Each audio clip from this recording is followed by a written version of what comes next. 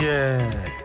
이 여당 대표하고 제1야당 대표분들의 이 화이팅을 들으니까 저도 막 지금 없던 기운이 막 지금 생겨요. 예. 막 정말 심장이 쫄깃쫄깃. 그렇죠. 예. 쫄깃쫄깃해요. 가슴이 뛰신다고요. 네, 가슴이 막 뛰고 있어요. 예. 잘못한 거 있나요? 없습니다. 자, YTN 라디오가 보내드리는 신율의 뉴스 정면 승부 3부 시작합니다. 제가 항상 말씀을 드립니다만 YTN 라디오 15주년에서 양당 대표의 말씀을 들어보셨죠? 자, 여러분들도 축하한다는 의미에서 유튜브 들어가셔서 YTN 라디오 채널 추가하셔서 신율의 뉴스 정면 승부 좋아요 눌러주시면 저희로서는 정말 감사드리겠습니다. 자, 이번 주 승부 함께해 주실 두 분 소개해드리겠습니다. 인사이드 K의 배종찬 연구소장이십니다. 안녕하십니까? 안녕하십니까? 그리고 휴먼앤데이터의 이은영 소장이십니다. 어서 오십시오. 네, 안녕하세요. 이은영입니다. 예. 개국 15주년을 축하드립니다. 진심 축하드립니다. 네. 감사합니다. 참 두 분. 예. 방송은 YTN이죠. 그렇죠. 이게 사회생활을 잘하시는 분들한테는 우리가 항상 배울 게 있다는 것을 맞습니다. 지금 네. 또 여기서도 우리가 이렇게 느낄 수가 있습니다. 예. 자, 이번 주 승자를 꼽으셔야 되는데 이렇게 자꾸 이게 어떻게 짠 건가 이런 의심을 자꾸 15주년을 기념하면서 기념하면서 일치가 됐다고 봐야 되겠죠. 예, 기념하면서 일치가 됐다.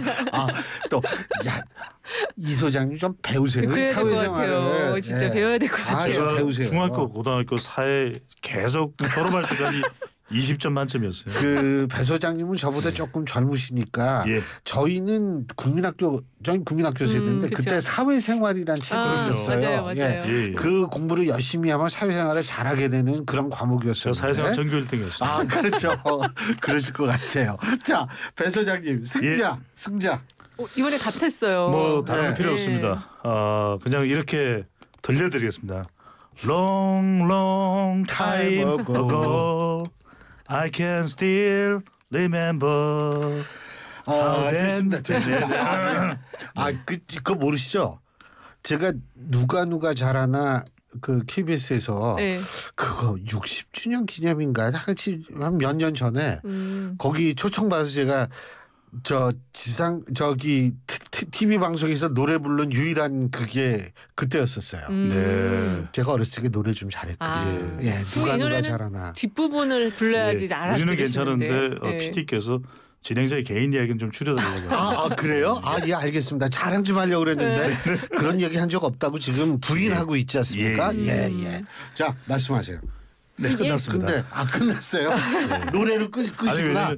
윤석열 대통령이 만찬장에서 불러서 화제가 됐습니다. 그렇죠. 이 1971년에 대한민국 남성이라면 모두가 이제 기억할 만한 노래가 바로 아메리칸 파이거든요. 미국을 여행하거나 미국에서 유학생활 한 사람은 너 미국에서 뭐 먹어 그러면 파이 먹어요 하면 아메리칸 파이인데 사실 이제 애플 파이도 있고 피칸 파이라고 이게 이제 피넛과 이 견과류가 들어간 파이를 먹는데 1971년에 실제로는 이 노래가 추락사고인가요? 비운의 맞아요. 운명을 달리했던 이 버리 홀리를 추모해서 이제 돈 맥클린이 작곡을 했다고 하는데 Starry Night 그것도 있잖아요. 사실은 이 돈 맥클린이 빈센트로 유명해요. 그렇죠. Starry Night 이 노래인데 내가 하지 말라 그랬죠. 알았습니다. 네네.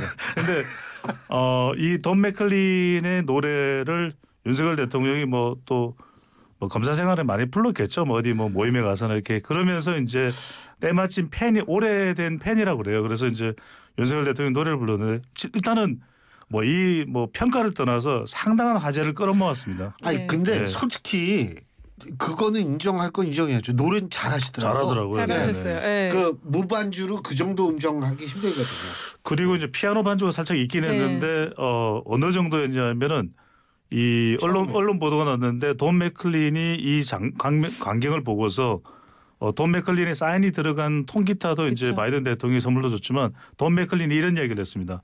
서울 갈 테니까 윤석열 대통령 듀엣합시다 이 이야기를 했다고 합니다. 그래, 그 정도는 될 것 같아요. 아니 진짜. 근데 지금 정치라는 그 환경을 다 빼놓고 보면은 참 훈훈한 얘기인데 정치라는 걸 대입해서 근데요, 보면은 정치도 이렇게 훈할 때도 필요해요. 예준 소장님 네. 10분은 칭찬도 좀 하고 그렇게 하세요. 아니 어쨌든 대통령 이런 감수성이 있다는 걸 저도 보고 깜짝 놀랐어요. 네, 이 정도의 이게 포크 감성이잖아요. 그리고 그렇죠. 뭔가 따뜻하게 하는 그런 감성인데 왜 이 노래를 불렀을까에 대해서도 참 의문을 많이 가지시더라고요. 근데 원래 좋아하는 노래니까요. 그런 것 같아요. 일단은 그 노래 자체도 유명한 곡이기도 하지만, 근데 이 노래를 이 자리에서 그 만찬 자리에서 본인이 부르려고 했다라는 건 누가 기획을 했을까? 정말 그게 정말 궁금해갖고요. 아니 근데 원래 뭐 누군가는 기획을 했겠죠. 그죠. 근데 특히 대통령이 노래를 하는 걸 기획하기는 쉽지 않거든요. 아 그래도 뭐 하려면 하는 거죠 뭐. 근데 이게 그래서 제가 보니까 엄청 연습을 많이 하고 굉장히 그 각본을 잘 누가 각본을 짰어요.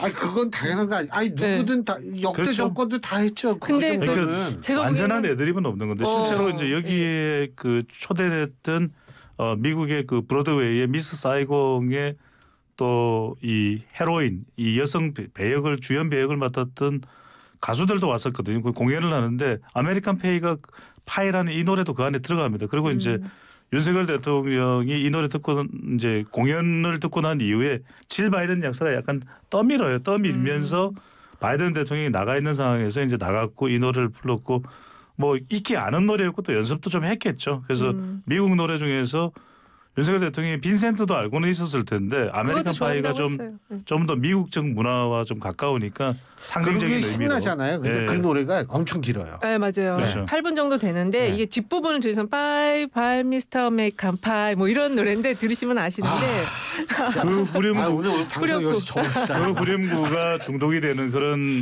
노래 구절인데 실제로 신율 교수님도 상당히 팝송 애호가 아니세요?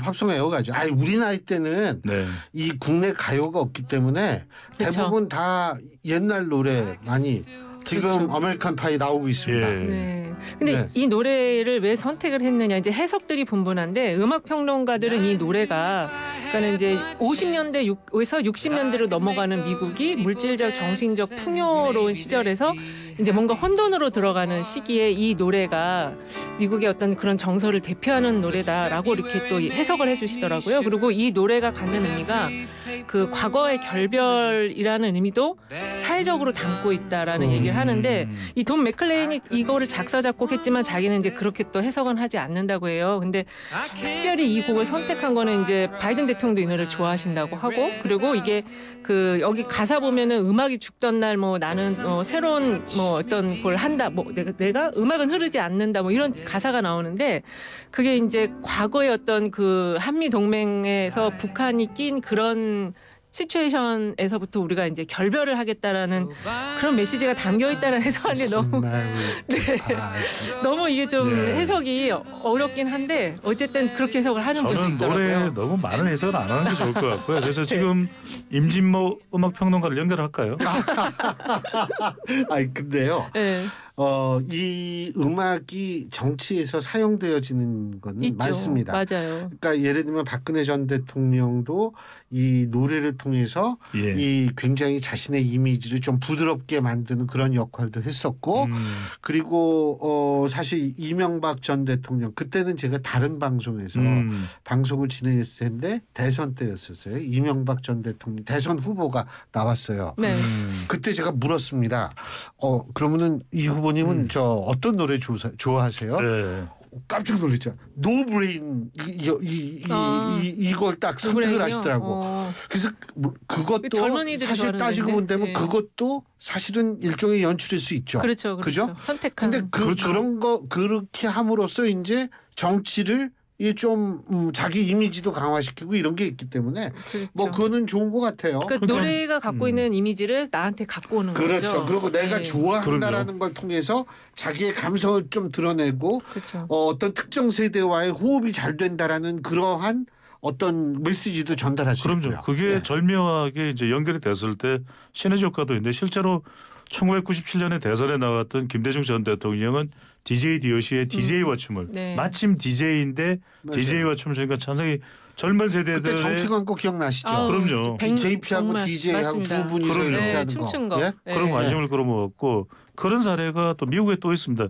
실제로 이제 아들 부시 대통령이 2006년에 일본의 고이즈미 총리를 초대를 했는데 미국에 방문했을 때 이 고이즈미 전 총리가 엘비스 프레슬리의 광팬이거든요. 그러니까 이제 이 엘비스 프레슬리의 고향이죠. 활동을 했던 테네시주의 내슈빌의 그레이스랜드에 초대를 해서 그때 이 고이즈미 전 총리가 노래를 부릅니다. 러브 미 텐더. 근데 그 의미도 뭐냐면 부시 대통령 나를 사랑해줘. 일본과 손잡자고 러브 미 텐더. 그 노래를 부르면서 그런 정치적 의미까지 메시지까지 투영을 하고 있었다고 봐야 되겠죠. 예. 그러니까 어쨌든 그 바이든 대통령이 나이가 많으신데 이 노래가 굉장히 그 추억의 정서를 자극하면서 그렇죠. 더 친해지게 된 그리고 오늘까지도 미국 정치인들 만나면 계속 이야기를 하는 것 같더라고요. 근데 어쨌든 저는 그 기획 연출은 굉장히 좋았는데 이 기타를 딱 선물을 이렇게 하는 걸 보니까 약간 이제 좀 그 너무 짜여진 각본 약간 그 감동이 반감된 면이 있어요. 아 근데 그 뭐 너무 이렇게 해석을 하는 거는 저는 좀 불필요할 것 같고요. 그냥 훈훈했다. 맞아요. 훈훈하면 그런 되는 거죠. 거지. 아니 근데 이게 대통령이고 정치인들이니까 정치적 네. 의미를 우리가 또 안 찾아볼 수가 없는 거죠. 물론 그런 건 네. 있는데 아니 근데 정치적 의미는 저는 각본이라 하더라도 서로 한미 70년 동맹을 강조하기 위해서 뭐 그런 기획도 얼마든지 할 수가 있는 것이고. 네. 예, 아유, 저는 파이를 별로 안 좋아하는데 갑자기 아메리칸 파이 하니까 한번 먹어보고 싶네요. 자, 네네. 두 분 일단 3부는 두 분 말씀은 여기까지만 들을게요. 네. 예, 아주 이 정치권이 전부 이 아주 그 일치단결해서 이렇게 화이팅을 외쳐주셔가지고 아우 진짜 막 힘이 납니다. 자, YTN 라디오가 보내드리는 신율의 뉴스 정면 승부 4부 시작할 텐데요. 자, 지금 이 자리에는 인사이드 K 배종찬 연구소장, 휴먼앤데이터의 이윤영 소장 두 분 나와 계십니다. 우리가 승자는 똑같았으니까 이번 패자로 넘어보죠. 자, 이윤영 소장님 패자. 네, 저는 뭐예요? 지금 그 이번에 사실 방미가 볼거리가 엄청 많았거든요. 뭐 그 탑스타들도 글로벌 탑스타들도 많이 나오고 했는데 그 사이에 묻힌 기사가 그 러시아에서 현대자동차가 공장을 폐쇄했다 이런 기사가 있었어요. 그래서 이게 지금 그래요? 네, 그래서 이거를 지금 패자로 꼽아왔는데 이게 지금 러시아뿐만 아니라 중국과도 지금 굉장히 그 냉랭해지고 있잖아요. 그래서 경제 부분에 있어서 이게 지금 현대자동차와 우리 뭐 삼성이라든지 여러 그 기업들이 굉장히 지금 어려움을 겪고 있는 거 아닌가. 이번에 뭐 미국 많이 따라가셔가지고 성과도 가져오시긴 했지만 그보다는 지금 큰 시장을 잃고 있는 것이 아닌가. 그래서 이 주제를 가져왔습니다.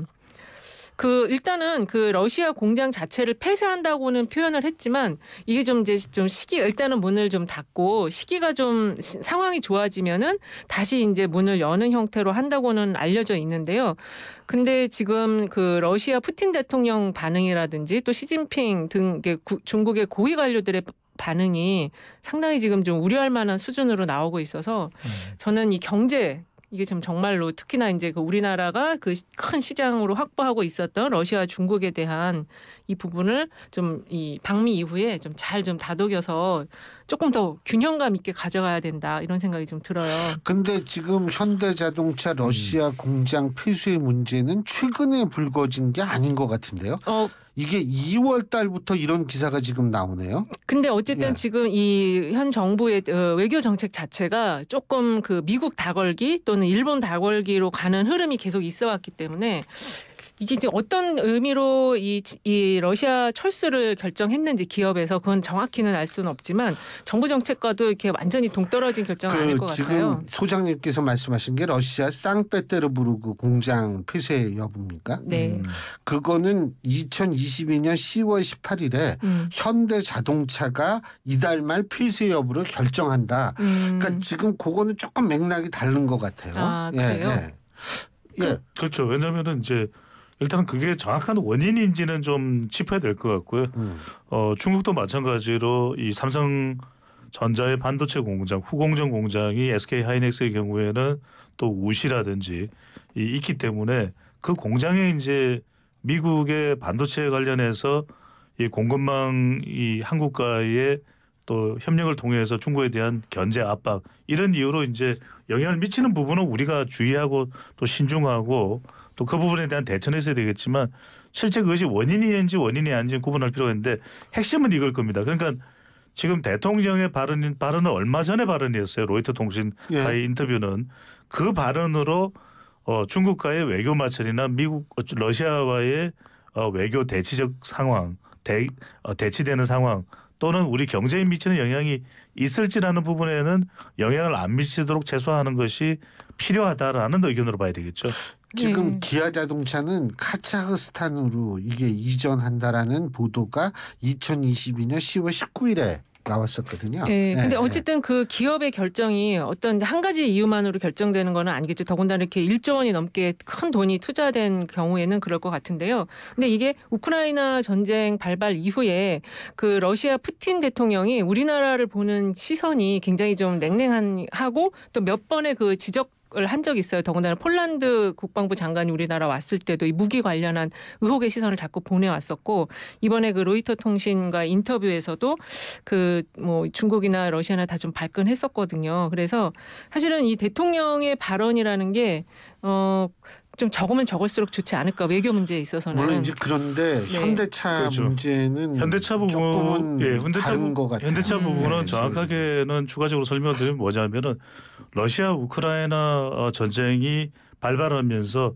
유럽도 그렇고 이제 미국도 그렇고 러시아에 이제 제재를 가하게 됩니다. 그렇게 되면서 실질적으로 러시아에서 생산된 자동차에 대한 판매나 이런 부분들이 상당히 어려워질 수도 있기 때문에 그런 부분에 대해서 이제 현대차나 기아차에서 선제적으로 대응하는 건데 러시아의 현대자동차의 경우에는 조금 상황이 다른 게 뭐냐면 완전히 우리 울산 공장처럼 하나하나 부품을 처음부터 조립해서 자동차를 공급하는 게 아니라 반제품 상태로 반 정도는 조립된 상태로 러시아로 옮겨갑니다. 그래야 여러 가지 또 러시아의 혜택을 받을 수가 있거든요. 그런 부분들을 이제 갖추는 상황에서 작업이 진행되어 왔던 것인데 실제로 러시아에는 LG 공장도 있고 그렇죠. 삼성 공장도 있는데 지금 러시아가 우크라이나를 침공하면서 러시아에 대한 공동 제재가 발효되고 맞아요. 제재가 진행 중이죠. 그런 영향으로부터 우리가 이제 기업에 미치는 파장과 불이익을 최소화하기 위해서 카자흐스탄으로 옮긴다든지 이렇게 되는 부분이고 대통령의 발언을 그렇게 이제 학대해서 하는 것은 조금 시기적으로는 그렇죠. 맞지가 않죠. 경계를 할 필요가 있는데 이은영 소장님의 분석은 그걸 겁니다. 이제 패자로 선택한 것은 자칫 지금 러시아의 외교부로부터도 나오는 좀 반발 또 중국의 친강 외교 대변인으로부터 나오는 그런 발언들이 상당히 강해요. 강하죠. 예, 불탄다 이런 이야기까지 또 나오기 때문에 그런 파장이 우리 불탄다가 아니라 불타 죽는다. 네, 태워 죽는다. 타 죽는다. 타 죽는다. 타 죽는다라는 더 이제 태워 죽는다는 좀 아니고 아주 이제 독한 발언이죠. 그래도 그게 사실 다른 국가 정상에게 할 수 있는 발언이 아니죠. 그 입을 우리가 좀 그 비하적으로 표현하는 그런 것도 사실 하고 맞습니다. 좀 그건 그렇죠. 근데 이런 부분에 대해서 정부의 그 산업부라든지 이런 데서 좀 정확한 이유라든지 이런 거 좀 국민들에게 좀 알려줄 필요는 있는 것 같아요. 그러니까 오해를 할 수가 있거든요. 어떤 이유인지는 잘 모르니까.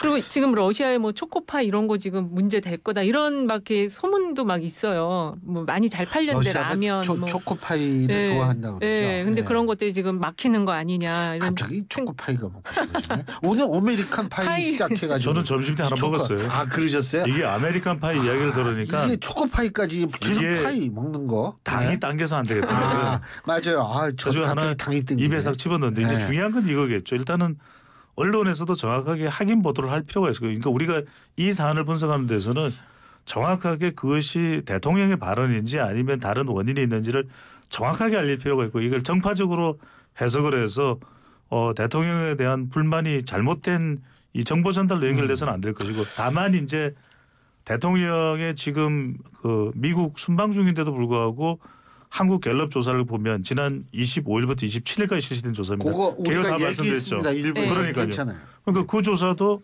1%포인트가 내려갔고 외교가 부정적인 이유라는 비율이 무려 38%나 됩니다. 그 이야기는 뭐냐면 결과적으로는 촉발 요인 미국에서의 아메리칸 파이나 또 영어로 윤석열 대통령이 상당히 또 호평을 받았어요. 이 영어 한미 상원 하원 합동 연설은요. 그런데 지지율이 올라가는 다음 주에 이제 올라갈 수도 있을지 어떨지는 모르겠습니다만 그런 이유가 일종의 기저 요인이거든요. 깔려 있는 게 예. 이제 출국하기 전에 이 워싱턴 포스트의 인터뷰나 또는 로이터 통신의 인터뷰 이런 데 있어서의 좀 이 논란 이런 부분들이 맞아요. 지적이 되는 것이죠. 그 이 소장님께서 네. 갑자기 그 한국갤럽 여론조사에서 네.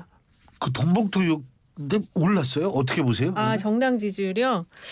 이게 지금 그러니까는 좀 빠른 대처 그리고 그 탈당을 하겠다고 송영길 대표가 탈당하겠다고 바로 귀국하고 책임을 내가 지겠다라고 한 그게 좀 빠르게 진행된 것이 좀 영향이 있었던 것 같고 또 반사이익도 있었던 것 같아요. 그 국민의힘의 김연아 지난번에 우리가 논의해서 김연아 전 의원의 네, 네. 입장을 얘기를 해주셨는데 그게 어쨌든 자체 당에서 조사가 들어간다고 지금 그렇죠. 했고. 당무감사. 그래서 그런 것들이 좀 합쳐지고 그다음에 이제 이 대통령 가시기 전에 그 WP 인터뷰 같은 것들이 좀 논란이 됐었어요. 그러다 보니까 이게 다 같이 그게 합쳐진 것 이제 같습니다. 근데 참 그래서 소장님은 패자는 뭐예요? 그렇죠. 그래서 제가 이거 자연스럽게 연결이 되네요.